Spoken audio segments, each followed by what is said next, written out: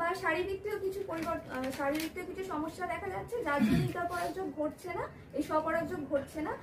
আর তারপরে হেটেরোমরফিকের মধ্যে মরফোলজিক্যাল কিছু বা জীববিজ্ঞানগত কিছু ত্রুটি দেখা যাচ্ছে, যার জন্য অঙ্গজননটা ঘটছে না।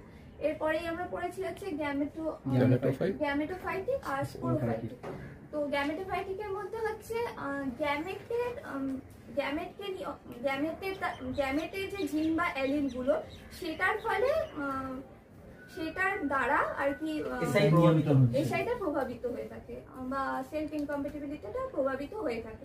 এক্ষেত্রে যেটা দেখছি যে একই বিভিন্ন অ্যালিল কিন্তু একক জিন যুক্ত, সেক্ষেত্রে অ্যালিলগুলো পরস্পরের সাথে মিথস্ক্রিয়া করছে না এবং অ্যালিলগুলো আলাদা আলাদা ক্রিয়াতে লিপ্ত থাকে।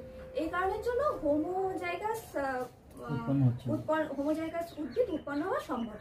তারপরে স্পোরোফাইটিক বললাম। স্পোরোফাইটিকের মধ্যে হচ্ছে কি যে উদ্ভিদের ডিম্বাণুকে নিয়ন্ত্রণকারী যে জীব, তার উৎপাদনকারী যে জীব, তার দ্বারা এই স্পোরোফাইটিক এসআইটা নিয়ন্ত্রিত হচ্ছে।